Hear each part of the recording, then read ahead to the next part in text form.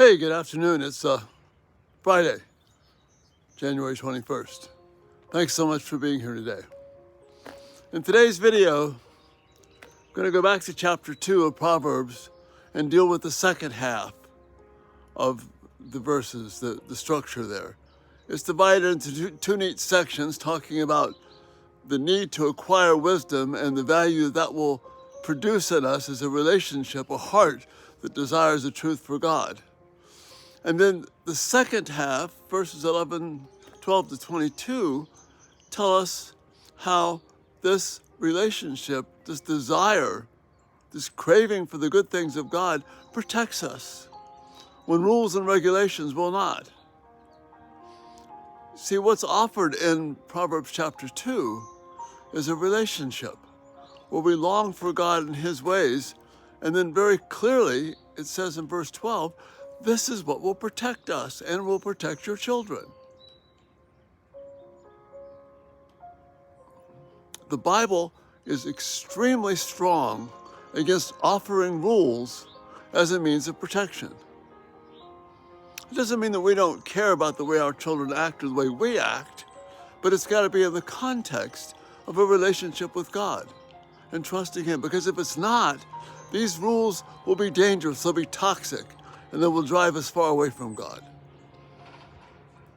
In Isaiah 29, passage that I quote frequently here, says God's condemnation of Judah, of Israel, is that these people come to me, the things that they have learned by rote, that they repeat only with their mouths, but their hearts are far from me. In Mark's Gospel, chapter 7, Jesus repeats these things. And a graphic example of this would be the young man in the Gospels, the wealthy young man, who thinks he has it all together because he's kept all the rules. But in reality, Jesus exposes the fact that his heart is not after God. He's been keeping the rules to serve himself. And he turned away from Jesus' offer of eternal life because his rules had accomplished for him a bunch of stuff, but not a relationship. The book of Colossians underscores this even more deeply. The problem with rules is they take us from God, and they're possible to do without God. Obedience is not something that can be done to God without a heart given to Him. Now, this may sound kind of frustrating, because what are you supposed to do with your young children or older children who don't appear to profess Christ? What are we supposed to do? All we can do is give them rules, right? No, wrong. What we need to give them is the relationship that we have with God. This is what Deuteronomy 6 is talking about. Taking these truths of God that are in our hearts and impress them on the hearts of our children. Let God's Spirit do the work. But don't give them a substitute for just keeping rules so that things will be okay. Rules by themselves lead no one to Christ, only to bondage. They're of no safety at all, no consequence at all in terms of building a relationship with God. Listen to what Paul says in the book of Colossians.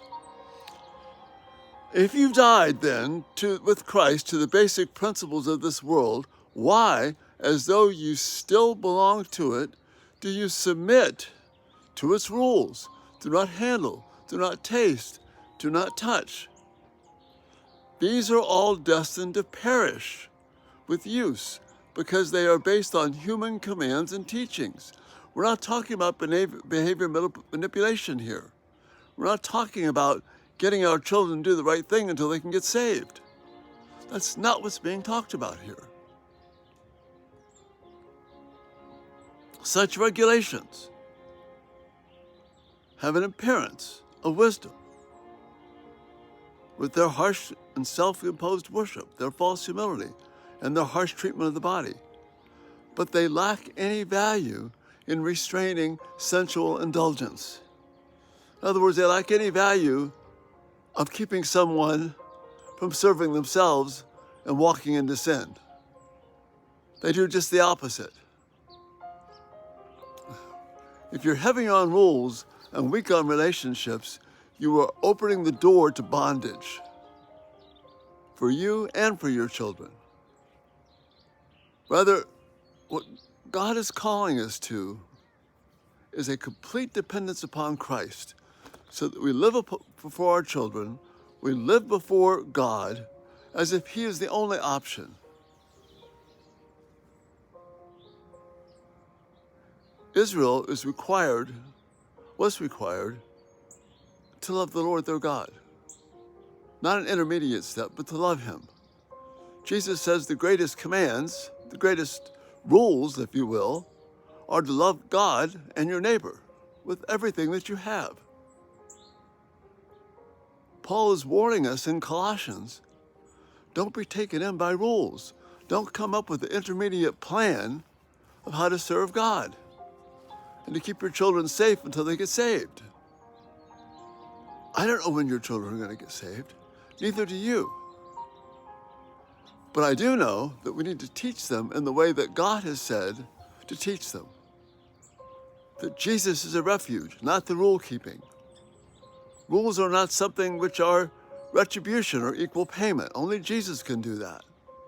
Rather, discipline is to point our children to Christ and their need of the gospel. I'm all for discipline. Those of you that know me know that. But it cannot be in the context of just keeping these rules and house rules and regulations and hoping everything's okay. We have got to be utterly dependent upon God. See, this will drive us to prayer, drive us to dependence upon Christ, and having our own heart open to wisdom entering it so that we develop an appetite for the things of God. That's what we want to show our children. So the Bible has tons of law, so I'm not against law. But even the law has got to be in the context of giving your heart to God. Otherwise, God tells us in the prophets, He hates it. Protection comes from relationship and not rules. And we'll talk more about this tomorrow, and that'll be the end of our session on chapter 2 in Proverbs. But these are so important for us. This idea of developing an appetite for the things of God is not just a nice thing to do. Our lives depend on it, and so do the lives of our children and our grandchildren. That's the thought for this day. Thanks so much for being here. Check us out everydaytalk247.com. If you haven't subscribed, turn on post notifications. Videos will come right to you. Love your feedback and comments, the questions. Love to interact with you. Thanks so much for being here. Lord willing, we'll see you in the morning. Have a great day. Bye-bye.